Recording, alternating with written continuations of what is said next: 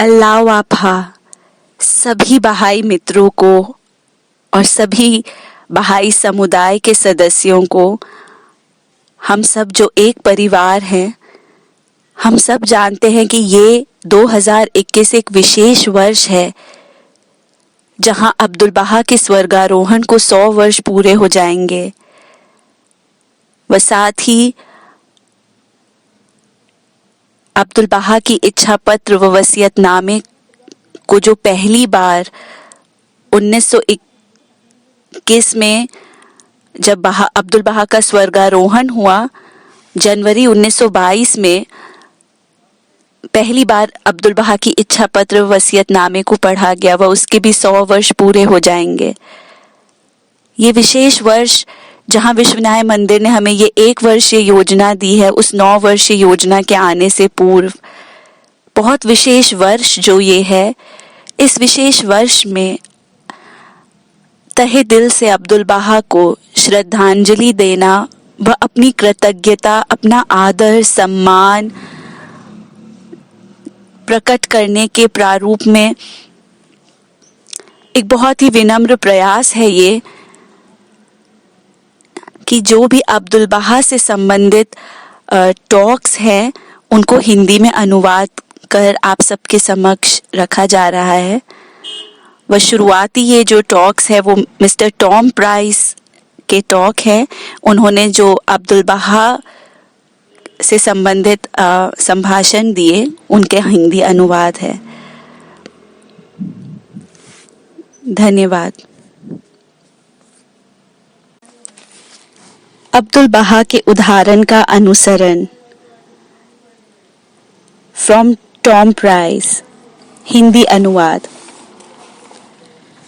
Tommy Australia के बहाई समुदाय की विभिन्न समितियों में कोयर मास्टर के रूप में, उपासना मंदिर में भी 11 वर्षों से अपनी सेवाओं के लिए सुप्रसिद्ध है।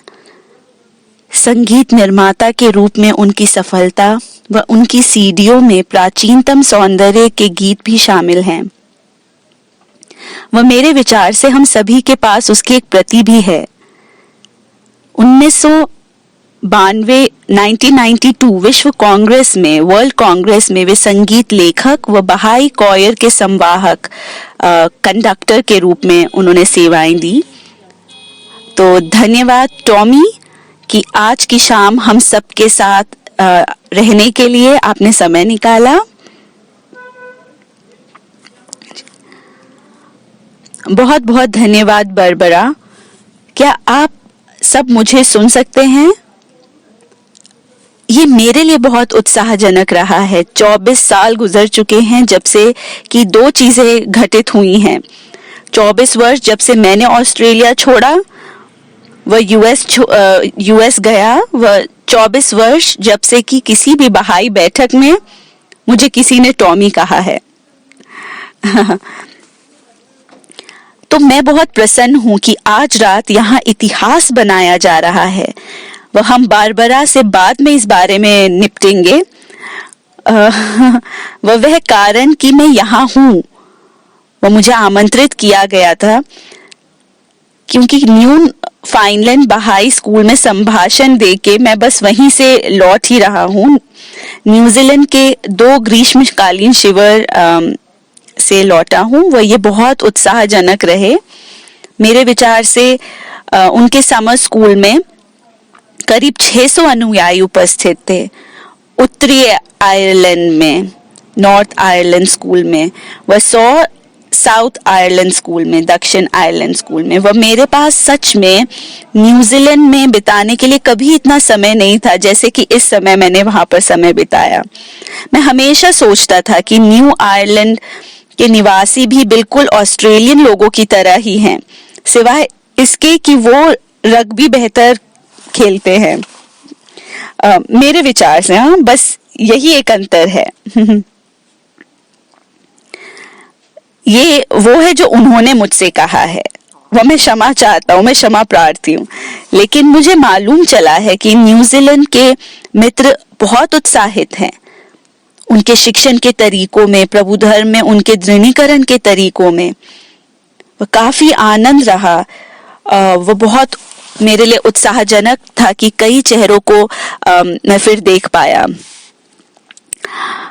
तो यहाँ आप में से कितने ऑस्ट्रेलिया में थे 1988 में जब मैं छोड़ के गया था? हाँ जी, हाँ, मुझे आप सब याद हैं, बिल्कुल सही। वाओ, काफी सारे अभी भी आप में से हैं यहाँ। वह आप में से कितने 1988 के बाद से यहाँ आए हैं?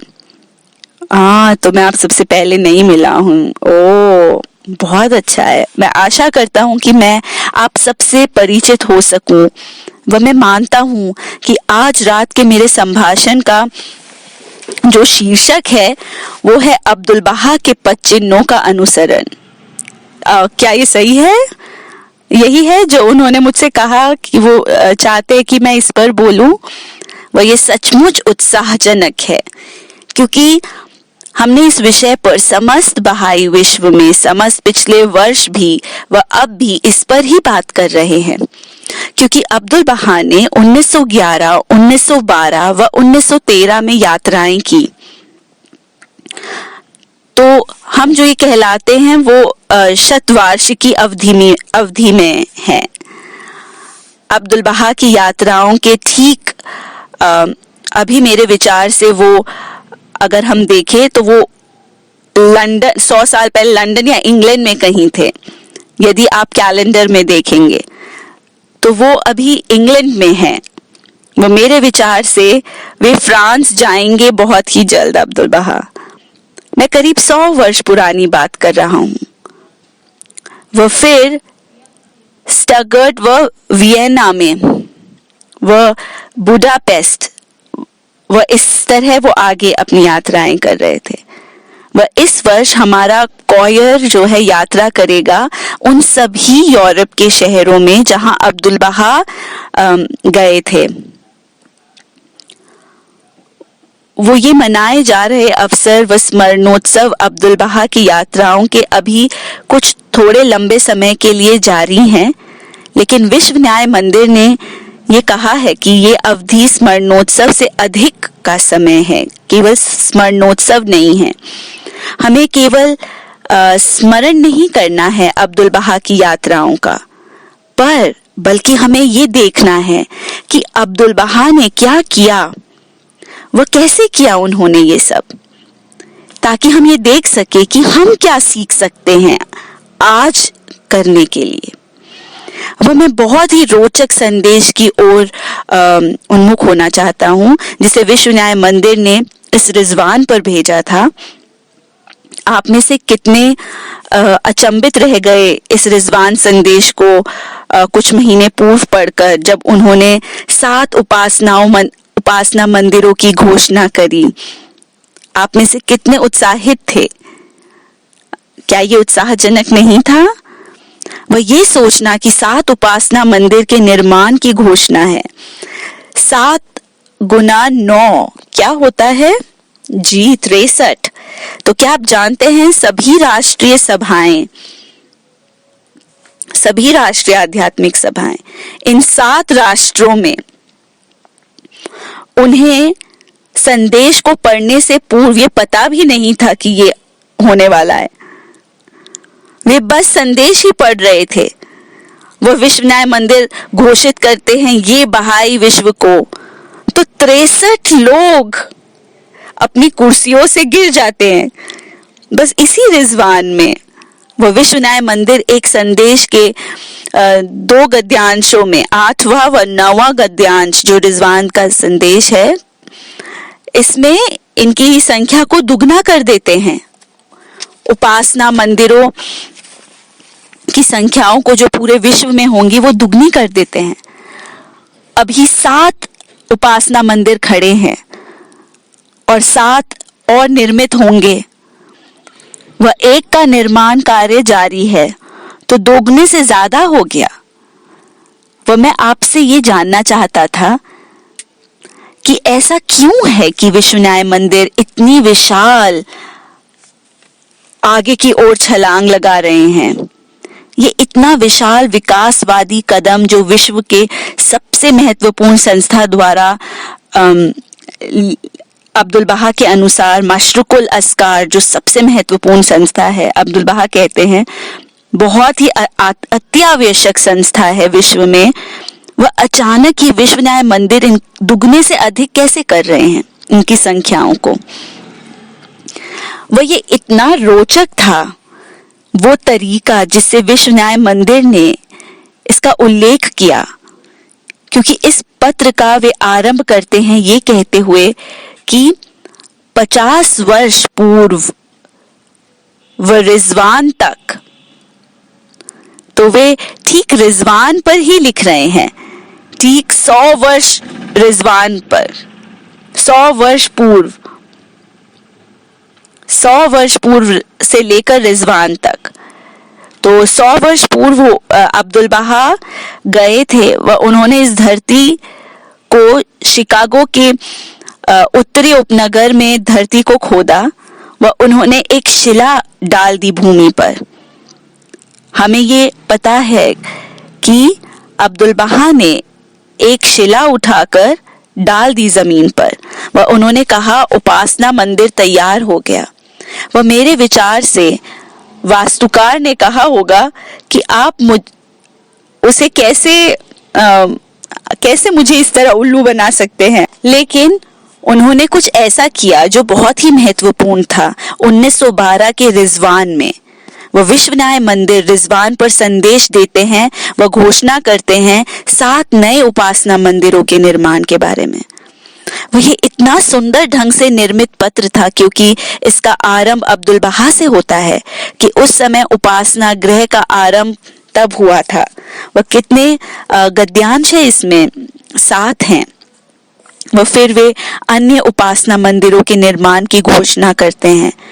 वह मेरे विचार से हम में से कई ये भूल जाते हैं कि क्या थी उन 7 बीच के गद्यांशों में, उनमें बीच में क्या था, हम भूल जाते हैं। अब मैं ध्यान केंद्रित करना चाहूंगा उस पर। इससे पहले कि मैं ये करूं, मैं ये कहना चाहता हूं कि मेरे विचार से जो विश्व न्याय मंदिर जो आज बहाई विश्व को पुकार रहे हैं वो है कि वो रूपांतरित करें, वह रूपांतरित हो तेजी वो बहुत ही शीघ्रता से रूपांतरण की प्रक्रिया के बारे में बताते हैं। वह यदि हम अनुसरण करना चाहते हैं, जी बहुत बहुत धन्यवाद। किसने ये चित्र लगाया? क्या ये हमेशा यहीं लगी रहती है? ठीक है, मुझे बहुत पसंद है। देखिए मुझे जो करना है, मेरे पास एक आईपैड है, वो देखिए मेरे पास हमेशा यहाँ पर, क्योंकि मुझे याद है जब जॉन रॉबर्ट्स आए थे इस राष्ट्र में, उन्होंने कहा कि अब्दुल बहा ने जो कहा है कि जब कभी भी आप संभाषण देने वाले हो, अपना बोलना आरंभ करने से पहले मेरे चेहरे की ओर देखो, मुझे अपने सामने देखो, वह तब अपना भाषण शुरू करो, अपना संभाषण देना शुरू करो। वह जॉन रॉबर्ट्स ने कहा कि उन्होंने ऐसा किया उस दिन बोलने से पहले। फिर वो हमेशा कहते कि अब मैं चाहता हूं कि आप भी वैसा करें। तो जब मैंने बहाई कॉयर्स के संचालन आरंभ किए थे तो मैं हमेशा अब्दुल बहा को अपने कॉयर में रखता हूं। मैं क्या करता हूं कि जब मैं संचालन करता हूं मैं उन्हें ठीक वहां उपस्थित कर देता हूं, सोप्रानो भाग में, जहां पर सबसे ऊंचे स्वर में बोलने वाले गायक खड़े होते हैं, उनके वहां पर, ठीक वहीं पर। मेरे ख्याल से अब्दुल बहा तो सोप्रानो नहीं थे, लेकिन ये सबसे उचित स्थान था उन्हें रखने के लिए। तो मैं इस आदत से अब आदी हो गया है कि जब मैं संचालन कर रहा होता हूँ अब्दुल बहा ठीक वहीं पर होते हैं। वह यदि गायक बिना धुन के गा रहे होते हैं, जैसे कोई सोलो गाने में, एकल गाने में, तो मैं उनकी ओर देखता हूँ सच में बहुत ध्यान से। वह कहता हूँ कि तुम जानते हो और उसकी मदद कीजिए। वह कभी कभार ये कारगर हो जाता है पर हमेशा नहीं। पर मुझे अब्दुल बहा का चित्र रखना बहुत पसंद है क्योंकि ये हमारी हमेशा मदद करते हैं। तो धन्यवाद उसे वहां पर अब्दुल बहा के चित्र को रखने के लिए। वह मेरे विचार से हमें ये खुद पर लेना होगा कि हम अब्दुल बहा जैसे बने। हमें इसे अपना आज रात इसे अपना ध्येय, अपना उद्देश्य बनाना होगा, न कि कल या अगले वर्ष या उसके अगले वर्ष के लिए छोड़ना होगा। हमें आज रात ही ये लक्ष्य बनाना होगा, ये ठानना होगा कि हम रूपांतरित होना चाहते हैं, वह अब्दुल बहा जैसा बनना चाहते हैं। तो आप मुझसे कह रहे हैं कि आपने ऐसा क्यों नहीं कहा कि अब्दुल बहा जैसा बनना। ठीक है, मैं वो भी करूंगा, लेकिन ये इतना आसान नहीं है क्या? क्योंकि अब्दुल बहा पूर्ण आदर्श हैं, वे पूर्ण थे। शोगी अफेंदी ने कहा है कि वे प्रत्येक बहाई आदर्श के मूर्त रूप थे, वह प्रत्येक बहाई गुण के अवतरण थे। लेकिन बहाउल्लाह के आने का कारण ये नहीं था कि आप खुद को बहाई का एक लेबल कि उस पे एक चप्पी लगा ले। वो बहाउल्लाह के आने का मकसद ये नहीं था कि आप एक प्रकार की एक अंगूठी पहन कर रखे जो ग्रेटेस्ट नेम की है, या मीटिंग या बैठकों में बस जाया करें। बहाउल्लाह के आने का मकसद, बहाउल्लाह के प्रकटीकरण का उद्देश्य ये था कि आप में रूपांतरण को निष्पादित कर सके, रूपांतरण आ सके। वह यदि आप रूपांतरित न हो, यदि आप अब्दुल बहा जैसे बनने का प्रयास न करें, तो फिर मूल रूप से बहाउल्लाह ने बिना किसी कारण ही कष्ट भोगे। उन्होंने कई कष्ट भोगे, वह पूरा जीवन ही उन्होंने कष्ट भोगे, लेकिन फिर बिना किसी कारण के थे वो। वह अब्दुल बहा ने ये कहा, वह बहाउल्लाह कहते हैं किताबे ईकान में, वो कहते हैं कि क्या प्रत्येक प्रकटीकरण का उद्देश्य ये नहीं है कि रूपांतरण को संपूर्ण मानव जाति में चित्रित किया जाए?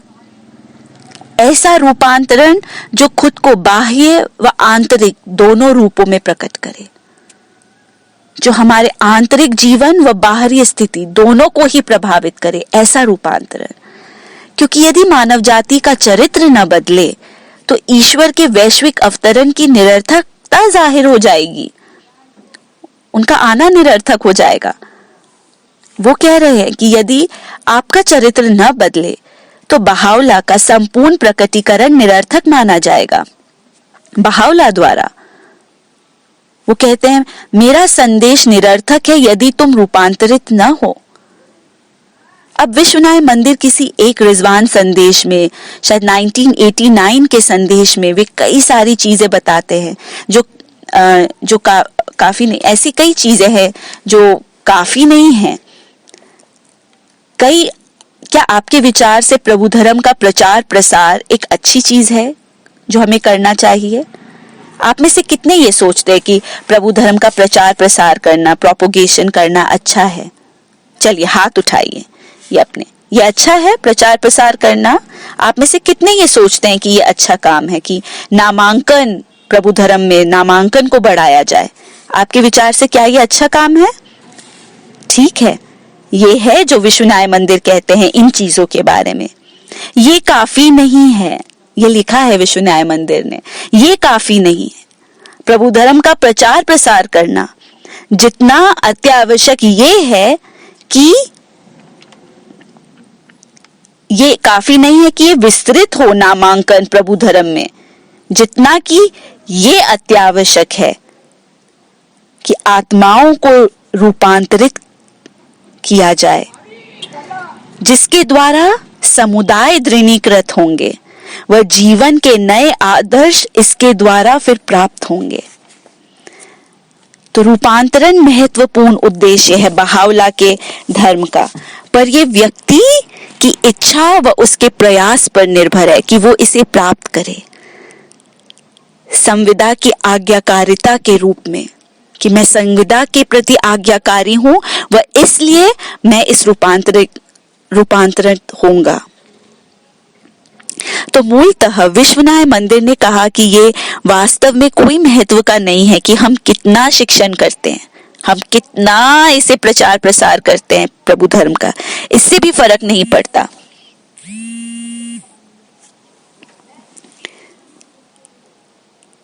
इससे भी फर्क नहीं पड़ता कि हम कितने लोगों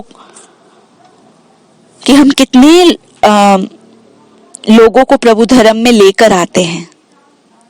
यदि लोग नहीं बदले तो, अगर लोग ही नहीं बदल रहे हैं, रूपांतरित नहीं हो रहे, तो किसे परवाह। मुझे कोई फर्क नहीं पड़ता यदि संपूर्ण विश्व कल खुद को बहाई कहने लग जाए। यदि वो नहीं बदले तो इससे क्या फर्क पड़ेगा। वो किसे परवाह है कि इस कमरे में कितने लोग खुद को बहाई कहते हैं। यदि वे बहाइयों जैसे कार्य नहीं करते तो सच में इससे कोई फर्क नहीं पड़ता, इसका कोई प्रभाव नहीं है। अब्दुल बहा ने कहा कि 3 प्रकार के धर्म होते हैं। उन्होंने कहा है 3 प्रकार के धर्म हैं। उन्होंने कहा एक प्रकार का धर्म वो है जो आपके परिवार का धर्म होता है, या आपकी नस्ल का है, या आपके राष्ट्र का, या आपकी पृष्ठभूमि का। चलिए तो उसे पहले वर्ग का धर्म कहते हैं अपन। क्या आप जानते हैं इस प्रथम वर्ग के धर्म से कोई, मान ली इस्लाम का अनुयायी या जुडाइज्म या ईसाई, क्योंकि उनका परिवार है या उनकी पृष्ठभूमि में से वो लोग उसी धर्म को मानने वाले। तो ये एक था। अब एक और तरह का धर्म है जो अब्दुल बहा कहते हैं कि आप जान पाते हैं उसके संस्थापक के संदेश को या उसके अवतार के संदेश को, आप उसे पढ़ते हैं, आप उस पर विश्वास करते हैं, वो उसे स्वीकार करते हैं, तो वो दूसरा वर्ग है धर्म का, कि आप उसकी खोज करके आप उसे स्वीकार करते हो। तो ये दूसरा वर्ग है धर्म का।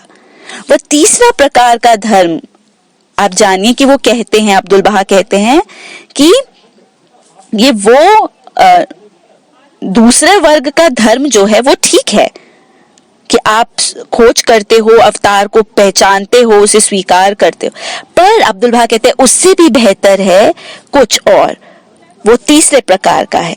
तीसरा वर्ग है अभ्यास करने का धर्म, प्रैक्टिस, रिलीजन ऑफ प्रैक्टिस, अभ्यास का धर्म, जहां आप वास्तव में वही करते हो जो उसके शिक्षक ने कहा है। वह अब्दुल बहा कहते हैं ये है केवल एकमात्र प्रकार का धर्म जो बहाई हो सकता है, जो बहाई धर्म है।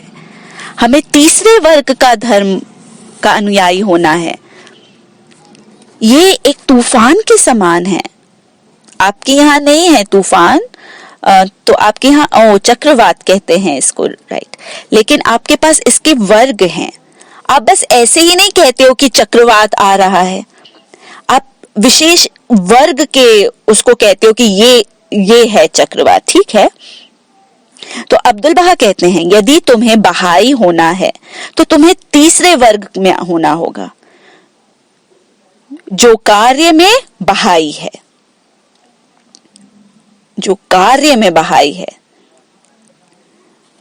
इन एक्शन बहाई है। वह उन्होंने कुछ इस तरह कहा जिसने वास्तव में मुझे पागल सा ही कर दिया। ये पेरिस टॉक में नहीं, लंदन में अब्दुल बहा नामक पुस्तक में मैं क्षमा चाहता, इसमें मैं इसको पढ़ के मैं पागल सा ही हो गया। उन्होंने कहा, जब उनसे पूछा कि इससे क्या तात्पर्य है कि हमें अब्दुल बहा जैसा बनना है, तो उन्होंने कहा कि अब्दुल बहा जैसे बनने का अर्थ है कि मानव जाति की सेवा करना, मानव जाति से प्रेम करना, वह बाकी सब। वो कहते हैं इससे कोई फर्क नहीं पड़ता यदि कोई खुद को 50 वर्षों से बहाई पुकारता हो, यदि वो ये सब नहीं करता तो वो बहाई नहीं है। ये है जो उन्होंने कहा। वह उन्होंने कहा कि एक बदसूरत व्यक्ति खुद को भले ही हैंडसम पुकार सकता है, लेकिन वो किसी को मूर्ख तो नहीं बना सकता। वह अब ये 2 कारणों से मैं पागल सा हो गया था उसी वाक्य में। मैंने कहा बहुत बहुत धन्यवाद हो आपका अब्दुल बहा, बहुत बहुत धन्यवाद अब्दुल बहा का, सच में। वह एक अन्य गद्यांश में उन्होंने आगे कहा कि यदि तुम बहाई हो, वह तुम किसी शहर में प्रवेश करते हो, तो लोग तुम्हें देखकर चिल्ला उठेंगे कि ये व्यक्ति निश्चित रूप से बहाई है, क्योंकि इसका आचरण, इसकी नैतिकता, इसकी अभिवृत्ति, इसका चरित्र बहाई है। क्या आपने गद्यांश पढ़ा है? तो ये है जो वो इसके बाद कहते हैं। फिर आगे उसी गद्यांश में वो कहते हैं, जब तक कि तुम इस स्थान को प्राप्त न कर लो तो आप नहीं कहे जा सकते कि ईश्वर की संविदा के प्रति आप वफादार हो। वह कई शहरों में मैंने प्रवेश किया है दोस्तों अपने जीवन में, लेकिन कहीं भी किसी ने भी कोई नहीं चिल्लाया कि ये व्यक्ति निश्चित रूप से बहाई है। क्या आपके साथ कभी ऐसा हुआ है? नहीं, नहीं, किसी के साथ नहीं। अब्दुल बहा ने कहा कि जब तक कि आप इस चरण तक नहीं पहुंचते जहां वो देख सके कि आप एक बहाई हो, तो काफी लंबी राह अभी चलनी बाकी है दोस्तों। ऐसा प्रतीत होता है कि इस संदर्भ में अब मैं सोच रहा हूं, जो ईसा मसीह ने कहा कई शायद 2000 वर्ष पूर्व, बहुत ही रोचक वक्तव्य है जो ईसा मसीह ने कहा है। वो अपने शिष्यों के साथ शनिवार के दिन कहीं थे, वो जो भी कर रहे थे उस दिन, भोजन कर रहे थे, वो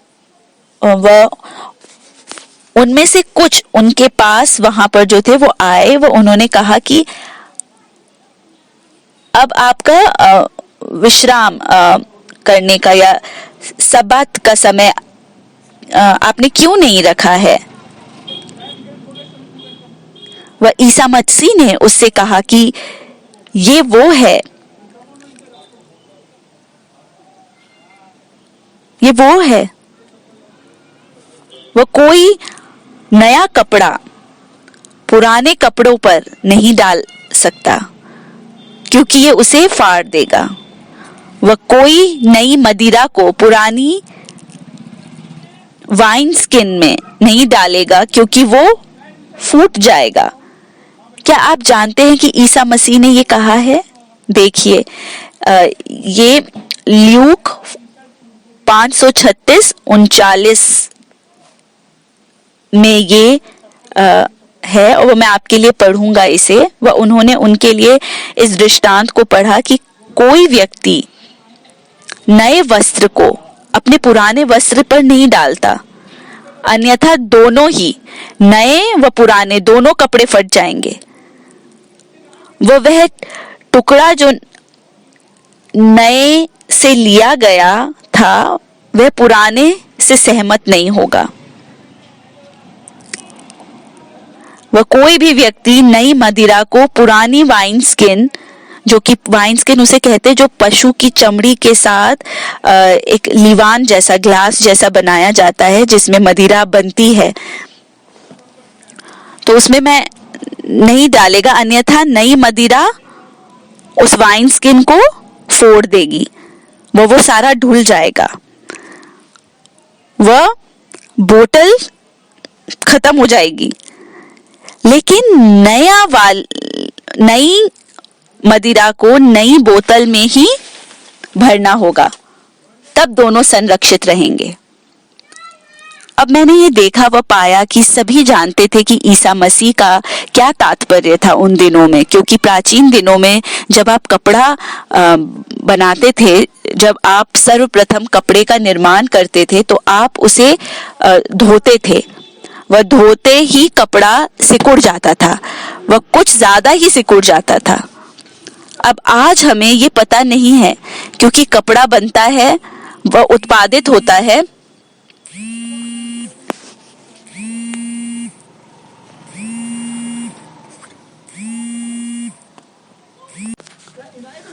वो उसे पहले से ही सिकोड़ लेते हैं। वह उन दिनों ये इतना सिकुड़ता था कपड़ा कि यदि आपके कपड़े में एक बड़ा छेद होता, वह यदि आप उसे नए कपड़े से जोड़ देते तो धोने के बाद वो इतना सिकुड़ जाता कि वो बाकी कपड़े को भी फाड़ देता था, वह उस दूसरे कपड़े को भी फाड़ देता था। तो इसलिए ईसा मसीह ने कहा कि कोई नए कपड़े के साथ पुराने कपड़े को नहीं जोड़ सकता, क्योंकि वो उसे फाड़ देता है। तो ये बहुत ही एक रोचक चीज थी कि उन दिनों मदिरा कैसे बनाते थे। वो पशु की चमड़ी को लेते थे, वो उसे सिलते थे, वो फिर उसे मोड़ते थे, जिसमें कि फिर उसमें फल का रस जूस डाल देते थे। वह फिर वो किण्वित होता था, फर्मेंट होता था, फर्मेंटेशन होता था। वह कुछ समय लगता था, अब तो पता नहीं कि मुझे कि कितना समय, पर कुछ समय लगता था। आप में से कितने मदिरा बनाते हैं? 1 2 3 तो वो उसे उसमें डालते थे, वो धीरे धीरे फर्मेंट होता जाता था, वो विस्तृत, और वो जो पशु की चमड़ी थी वो और जैसे जैसे फर्मेंट होता था वो जूस मदिरा बनता जाता था, वैसे ही वो जो पशु की जो चमड़ी होती थी वो फैलती जाती थी, और फिर वो मदिरा को पी लेते थे। वो फिर यदि वे उस मदिरा को लाते, वो प्रयास करते, तो पता है उसमें क्या होता? वो फूट जाता, क्योंकि वो जितना फैल कर विस्तृत हो सकता था वो उतना हो चुका था। अब अगर आप उसमें नई मदिरा को डालोगे उसी पशु की चमड़ी में, तो और ज्यादा तो फैल नहीं सकता, तो फूट जाता था। तो नई मदिरा को पुराने वाइन स्किन में नहीं डाल सकते, उसे नए वाइन स्किन ही चाहिए। वह ईसा मसीह ने कहा कि कोई नए कपड़े को पुराने कपड़े पर नहीं पहन सकता, वह उसे मिलाएं, क्योंकि वो फट जाएंगे दोनों ही। वह कोई नई मदिरा को पुराने वाइन स्किन में नहीं डाल सकता, क्योंकि आप दोनों को ही खो दोगे। मदिरा की चेतना भी जाएगी और वाइन स्किन भी जाएगा। वो इसे धर्म के लिए एक चिन्ह के रूप में प्रयोग करते हैं। वह ये चिन्ह एक मानदंड है सभी ईश्वरीय अवतारों का जो वो लाए हैं, एक नई चेतना। वह उसके लिए आपके पास पूर्णतः एक नया पात्र होना चाहिए जो उसे रखे। आप ईश्वरीय अवतार से चेतना नहीं ले सकते, वह उसे पुराने विश्व के पात्र में डाल दें। आप ऐसा नहीं कर सकते। आप यदि ऐसा करोगे तो आप दोनों को ही खो दोगे ईसा मसीह के अनुसार। ठीक उसी प्रकार आप थोड़ा बहुत नहीं ले सकते ईश्वरीय अवतारों के संदेश को, वह उसे खुद को उससे पैचअप करके, मरम्मत करके उसको अपना लो अपने तरीके से। आपको पूर्णतः नया कपड़ा ही पहनना होगा, पुराने वाले को निकालना होगा, व नए को डालना होगा उसकी जगह पर। तो ईसा मसीह अपने अनुयायियों का आह्वान कर रहे थे कि वो इसे समझें कि जब चेतना जो है, ईश्वर की चेतना आती है, प्रकट होती है प्रत्येक युग में, तो हमारा कर्तव्य है कि हम पूर्णतः, हमें नया बनना है। हमारा कर्तव्य कि हम पूरी तरह नए बने। ये ठीक वही है जो बहाउला ने कहा है। अब विश्व न्याय मंदिर दूसरे गद्यांश में, क्या याद है आपको वो 7 लुप्त हो गए गद्यांश जो आप सब वापस जाकर अब पढ़ेंगे, वो बाकी का संदेश भी पढ़ेंगे। दूसरे गद्यांश में वे कहते हैं कि किसी को ये मत मान लेने दीजिए कि सभ्यता जिस ओर दिव्य शिक्षाएं ये कमजोर मानव जाति जो इसका अनुसरित करेगी, बैठ बिठाव करते हुए वर्तमान व्यवस्था तक सभ्यता जिस पर हम कार्य कर रहे हैं, वो बस इस प्रकार एडजस्टमेंट करने से, बैठ बिठाव करने से नहीं आएगी वर्तमान व्यवस्था में। जिस तरह से हम एडजस्टमेंट करते हुए अगर इसको करेंगे तो वो नई व्यवस्था नहीं आएगी, विश्व न्याय मंदिर कहते। वो मैंने कुछ बहुत ही रोचक पाया है जब से मैं सिडनी से गया हूँ। 24 वर्ष हो गए हैं। काफी नए मकान हैं सभी जगह पर। क्या आपने भी ध्यान दिया है? मेरा मतलब है अधिकतर मकान हम नए बन गए हैं। मैं इन उपनगरों में सैर कर रहा था, वो मैंने ये महसूस किया कि वास्तव में 3 चीजें हैं जो आप एक मकान पर कर सकते हो। सबसे पहले तो ये कि आप इसकी मरम्मत कर सकते हो। क्या आपने अपने मकान की कभी मरम्मत करी है? जी, आपने करी है। लेकिन एक चीज और है जो आप कर सकते हो, वो जिसे हम अमेरिका में तो रेनोवेशन कहते हैं, नवीनीकरण करना। अपने घर का रेनोवेशन कर सकते हो, नवीनीकरण कर सकते हो, जिसमें गंभीर रूप से हम या तो छत को या फिर दीवार को बदलते हैं। मुख्य तौर पर कुछ इस तरह का होता है रेनोवेशन। वह जो तीसरी चीज जो आप कर सकते हो अपने मकान पर, वो है कि आप उस घर को पूरी तरह से ध्वस्त कर दो, तोड़ दो, व उसके स्थान पर एक नया पुनर्निर्मित मकान करते हो, नया मकान बनाते हो, पुनर्निर्मित। आपके विचार से विश्वविनायक मंदिर हमें क्या करने को पुकार रहे हैं? वो कहते हैं किसी को भी ये मत मानने दो कि सभ्यता जिस ओर दिव्य शिक्षाएं मानव जाति को ढकेलती हैं, वो केवल एक बैठे बिठाव एडजस्टमेंट करने से हो जाएगी। वर्तमान व्यवस्था तो इससे दूर संभाषण जो उन्होंने पश्चिम की मात्र मंदिर के आधारशिला को रखने के कुछ दिन बाद दिया। अब्दुल बहा ने बताया कि आध्यात्मिक ताकतों को प्रकट होने का परिणाम होगा कि मानव विश्व खुद को नए सामाजिक व्यवस्था से अनुकूलित करेगा। ये होगा आध्यात्मिक ताकतों के प्रकट होने का परिणाम कि मानव विश्व जो है वो खुद को नई सामाजिक व्यवस्था में अनुकूल करेगा, कि ईश्वर का न्याय प्रकट होगा संपूर्ण मानव के कार्यों में। ये व अन्य कई अनगिनत अब्दुल बहा के उच्चारणों जिस ओर बहाई समुदाय उन्मुख हो रहे हैं, बार बार इस शताब्दिक अवधि में वो उस दूरी के बारे में जागरूकता बढ़ा रहे हैं जो समाज को जिस तरह से ये अभिरची है उससे अलग करती है, उससे जो अनेक जो उनके पिताओं के अति विशाल दृष्टि ने मानव जाति को भेंट करी है। तो मूलतः जो विश्वविनायक मंदिर कह रहे हैं वो ये है कि ये मत सोचो कि हम बस बहाई शिक्षाओं को लेकर उससे खुद पर एक पैच कर सकते हैं, एक पैच अपने ऊपर लगा सकते हैं, अपनी मरम्मत कर सकते हैं।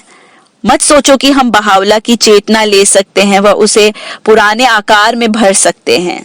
नहीं, हम अभी हो सकता है कि अपनी बहाई समुदाय में कार्य कर रहे हों, वह अभ्यास जिससे हम प्रशासन करते हैं, तरीका जिससे हम धर्म का विचार करते हैं, तरीका जिससे हम धर्म का अध्ययन करते हैं, वह तरीका जिस रूप में हम अपनी अभिवृत्ति का प्रयोग करते हैं, जो वास्तव में पुराने विश्व से संबंधित है, हम वैसा कर रहे हैं। वह हम बहाई शिक्षाएं लेने का प्रयास करते हैं, वह उस मदिरा को उसमें उंडेलने का प्रयास करते हैं, तो वो उसे नहीं रख पाएगा, उससे हमारा कार्य पूरा नहीं होगा। हमें रूपांतरित होना होगा, हमें रूपांतरित होना होगा। तो मैंने निर्णय लिया कि अब्दुल बहा की शिक्षाओं को देखूं। वो फिर कुछ मूलभूत सिद्धांत जो आध्यात्मिक रूपांतरण के लिए ढूंढे मैंने, जो चीजें बहुत महत्वपूर्ण हैं। आप में से कितने रूपांतरित होना चाहेंगे यहाँ व आज रात को? अच्छा, तो 1 2 3 4, ठीक है, तो आप 4 मतलब जो बिंदु है वो ये है कि किस तरह से हम ये करें, हम कैसे रूपांतरित हों, हम इसे कैसे करें। तो मैं शायद 3 या 4 या फिर 5 कुछ ऐसे सूची बनाऊंगा। हालांकि कई सिद्धांत हैं जो मिले हैं, पर कम से कम उनमें से 4 सिद्धांत आध्यात्मिक रूपांतरण के जो मैंने बहुत महत्वपूर्ण पाए हैं। सबसे पहला सिद्धांत, मैं आपसे ये प्रश्न पूछना चाहता हूँ। सबसे पहले, आप में से कितनों को ये अच्छा लगता है कि आप बस फिल्म देखने कहीं जा रहे हो व कोई आपको फिल्म का अंत ही बता दे? क्या आपको ये पसंद है? नहीं आपको पसंद? ठीक है, तो हम उसे क्या पुकारते हैं इस देश में? उसे स्पॉइलर कहते हैं, मजा खराब करने वाला, बिगाड़ने वाला मजा। और तब क्या होता है जब आप जाकर वो ट्रेलर देख लेते हो फिल्म का, वो आपको पूरी कहानी पता लग जाती है। अब जानते हैं ना, आरंभ से ही वो कुछ ना कुछ ऐसा बता देते हैं, वो हमें पसंद नहीं आता, हम नहीं सुनना चाहते आरंभ में उसका अंत। तो मैं बताता हूं कि मैं क्या करूंगा आज। मैं आपको आज एक स्पॉइलर दूंगा, मजा खराब करने वाला। आज आपके जीवन की पिक्चर व मैं बता देता हूं कि अंत में आप मरने वाले हो। इस फिल्म के अंत में आप मर जाओगे, बस ये है। मैंने बस काम बिगाड़ दिया ना आपके लिए, मैंने पूरी तरह से बिगाड़ दिया आपके जीवन का, वो मैं क्षमा चाहता हूं। लेकिन कोई वैकल्पिक अंत नहीं है आपके जीवन के फिल्म का। कोई इस अंत से बच नहीं पाया है, सभी को ये अंत से गुजरना है। लेकिन जो अजीब सी चीज है वो ये है कि हमें इस बारे में विचार करना पसंद नहीं है। ये करीब ऐसा है कि हम जैसे फिल्म के अंत को नहीं जानना पसंद करते, तो हम अपने जीवन के अंत को भी जानना पसंद नहीं करते कि मैं मरूंगा। वह हम इसे छिपाते हैं, वह इसे दूर करते हैं। हम इस बारे में बहुत अधिक बात करना भी पसंद नहीं करते। हम इसे अपने बच्चों से भी छुपाते हैं क्योंकि हम इस बारे में सोचना भी नहीं चाहते। लेकिन बल्कि मृत्यु के बारे में विचार करना ही जीवन की असली कुंजी है, असली चाबी है, अब्दुल बहा के अनुसार। बल्कि एक बार अब्दुल बहा से पूछा गया कि कैसे कोई आध्यात्मिक बनता है, वह उन्होंने 3 अनुक्रम दिए। उन्होंने कहा सबसे पहली चीज जो हमें करनी है वो है एक प्यास पैदा करनी है आध्यात्मिकता के लिए। ये है जो उन्होंने कहा कि सबसे पहले तो हमें आध्यात्मिकता की प्यास को पैदा करना होगा। आप में से कितने आध्यात्मिकता की प्यास रखते हैं? प्यास का अर्थ क्या है? क्या आप में से कोई वास्तव में कभी प्यासा था, वह पानी उसे उपलब्ध नहीं हुआ? क्या आपके साथ कभी ऐसा हुआ है? ठीक है। क्या आप रेगिस्तान में थे या गुम गए थे, कुछ ऐसा? ठीक है। तो आप जानते हैं कि जब आप वास्तव में बहुत प्यासे होते हो तो क्या आपको एहसास होता है? आप उस एहसास को जानते हैं। वो ऐसा है कि आपको बस पानी ही पीना है, कैसे भी बस पानी चाहिए। आप मर जाओगे बिना पानी के यदि आपको पानी नहीं मिला पीने को। आपको एक ललक होती है, उसकी अपने संपूर्ण शरीर व अस्तित्व व जी जान से। ये है प्यास का अर्थ। और अब्दुल बहा कहते हैं कि सबसे पहली चीज जो हमें करनी है वो इसी तरह की प्यास पैदा करनी है आध्यात्मिकता के लिए। वो जब तक कि आपको वो प्यास नहीं होगी आप वो नहीं कर पाओगे। आप जाकर पानी नहीं पियोगे जब तक कि आपको प्यास नहीं लगेगी। क्या अभी कोई यहाँ है जिसे प्यास लगी है? मुझे लगी है। हाँ, हे भगवान। सोचिए इस बारे में। हर सवेरे जब आप उठते हो तो आपके आध्यात्मिकता की ये प्यास उत्पन्न करना है हमको। फिर वो कहते हैं जीवन को जियो, लिव द लाइफ। तो इससे पहले कि आप जीवन जीने का प्रयास करें, सबसे पहले उस प्यास को उत्पन्न करें। तो आप सोच रहे हैं कि अब्दुल बहा को धन्यवाद, बस मुझे वो प्यास दे दें, वो मैं कैसे लाऊं उस प्यास को? ठीक है। तो वो कहते हैं वो तरीका इस प्यास को उत्पन्न करने का वो ये है कि वो कुछ कहते हैं। अब वो कहते हैं कि तुम्हें प्यास पैदा करनी होगी, तुम्हें करनी होगी वो प्यास पैदा, और फिर जीवन को जीना होगा। लेकिन प्यास पाने के लिए आपको कुछ करना होगा। पहला, क्या कोई अनुमान लगा सकता है कि उसे सबसे पहली चीज क्या है प्यास पैदा करने के लिए? आप क्या सोचते हैं? अब्दुल बहा ने कहा है कि इस प्यास को उत्पन्न करने का तरीका है जी, कौन अनुमान लगा सकता है? इच्छा का होना। इच्छा पाने का तरीका ही इच्छा करना है। जी, मैं क्षमा चाहता हूँ जी प्रार्थना करने के लिए। जी ठीक है। कोई और अनुमान? जी, मैं इसे पढ़ूंगा, मैं इसे पुनः पढ़ूंगा। वो पहली पंक्ति कहती है कि पहली चीज जो हमें करनी है वो है प्यास को उत्पन्न करना, प्यास उत्पन्न करना आध्यात्मिकता के लिए, और फिर जीवन जीना। इस प्यास को पैदा करने का तरीका है कि हम खुद को लेखों से परिचित कराएं। ये है जो आप सोचते हैं।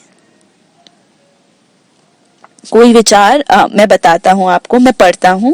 इस प्यास को उत्पन्न करने का तरीका है भविष्य के जीवन पर चिंतन करना, मेडिटेट करना। जी, वो ये हमें पता होना चाहिए था, क्योंकि मैं मृत्यु के बारे में ही बात कर रहा था जी, तो मैंने आपको इशारा भी दिया था। तो भविष्य के जीवन पर चिंतन करना, हम नहीं भविष्य के जीवन पर चिंतन नहीं करते हैं, हम इसके बारे में नहीं सोचते हैं। और ये बहुत ही रोचक चीज है। अब्दुल बहा हमें इशारा दे रहे हैं कि हम कैसे रूपांतरित हो। वो कह रहे हैं कि भविष्य के जीवन का चिंतन करो। अब मेरे विचार से हमें रोजाना ये करना चाहिए। प्रत्येक दिन जब आप सवेरे उठते हैं तो आपको अपने पैर जमीन पर रखने चाहिए और कहना चाहिए खुद से कि मैं मरूंगा, मुझे तो मरना है, बल्कि मुझे ये पता भी नहीं है कि कब मरूंगा मैं, लेकिन मैं तो मरूंगा ही। अब्दुल बहा प्रतीत होता है कि ये विचार करते हैं कि इसमें आपको आध्यात्मिकता की प्यास होगी। अब आप में से कितने मेरे जैसे हैं कि बस एक दिन पहले अंतर्राष्ट्रीय यात्रा की आप पागलों के जैसे पैकिंग करते हो। एक दिन पहले ही आपको इंटरनेशनल टूर पर जाना है और उससे एक रात पहले आपको पैकिंग करने की याद आती है। कितने आप ऐसा करते हैं? आप पैकिंग करते जाते हैं। आप में से कितने ऐसे हैं जो देर रात तक पैकिंग करना आरंभ करते हैं? एक दिन पहले से, अगले दिन आपको निकलना ही होता है। और आप में से कितने ऐसे हैं जो उस दिन सुबह तक भी पैकिंग करते जाते हैं? और आप में से कितने ऐसे हैं जो एयरपोर्ट जाने से 1 घंटा भर पहले भी पैकिंग करते रहते हैं? जी, ये सही है। आप में से कितने ऐसे हैं जो एयरपोर्ट तक ड्राइव करते हुए भी ये सोचते रहते हैं कि क्या मैंने सब पैक कर लिया है? ये सही है जी। आप इसमें कुछ नहीं कर सकते, पर हम ऐसा करें ही क्यों? हम क्यों पागलों की जैसे भाग भाग कर ऐसा करते हैं? क्यों? क्योंकि आप कहीं पर जा रहे हो व आप ये सुनिश्चित करना चाहते हो कि आपने सब कुछ, अपनी सारी जरूरत की चीजों को रख लिया है जाने से पहले। आपको सुनिश्चित होना है कि आपके पास सब है। आप वापस नहीं आ सकते क्योंकि आप देश के बाहर जा रहे हो, क्योंकि हो सकता है यह आपका अंतर्राष्ट्रीय सफर है और आपको वहां पर सुविधाएं ना हो। तो आप बहुत ध्यान पूर्वक सोच विचार करते हो कि मुझे वहां क्या क्या चाहिए होगा। क्या ये सही नहीं है? आप सोचते हैं कि आपको वहां क्या चाहिए, मुझे क्या ले जाना है, क्या मैंने इसे पैक कर लिया है, मेरे सूटकेस में क्या है। अब आप शायद इस चीजों के बारे में नहीं सोच रहे होंगे जो आपके पास है वह आपको नहीं लेकर जाना है। एक दिन पहले, उदाहरण के लिए कहिए कि आप डेरा डालने जा रहे हैं, कैंपिंग करने जा रहे हैं या ऐसा कुछ, वह आप क्या चिंतित होंगे अपने 50 इंच के टीवी को लेके कि उसको भी पैक करना है जाने के लिए?